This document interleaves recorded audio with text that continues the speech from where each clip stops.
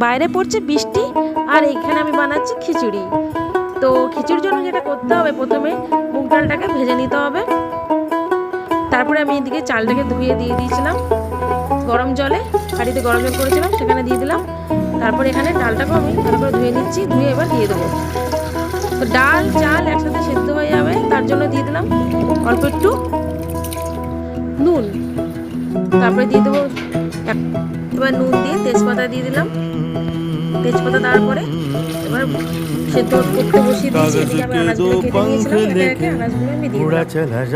দেখতে পাচ্ছ কি আনাজ দিয়েছি, তোমরা চাইলে দিতে পারো, অনেক রকম আনাজ দেওয়া যায়। এবার দিয়ে দিলাম টমেটো, তারপরে টমেটো দেওয়ার পরে দিয়ে দিলাম नमक लगाए रे के देखे न भाले न जाने न দিশাহারা কেমন বোকা মন। তারপর এদিকে দেখি সেদ্ধ হয়ে গেছে, এদিকে নামিয়ে দিয়ে হাঁড়িটা এবার আমি কড়াই বসিয়ে দিয়েছি। কড়াইতে দিলাম সামান্য ঘি, পাঁচফোড়ন, শুকনো লঙ্কা আর দিয়ে দিলাম কালারের জন্য কাশ্মীরি মির্চ। এবার আমি এখানে ফোড়ন দিয়ে দিলাম। এবার খিচুড়িটাকে মিক্স করে দিয়ে দিলাম চিনি।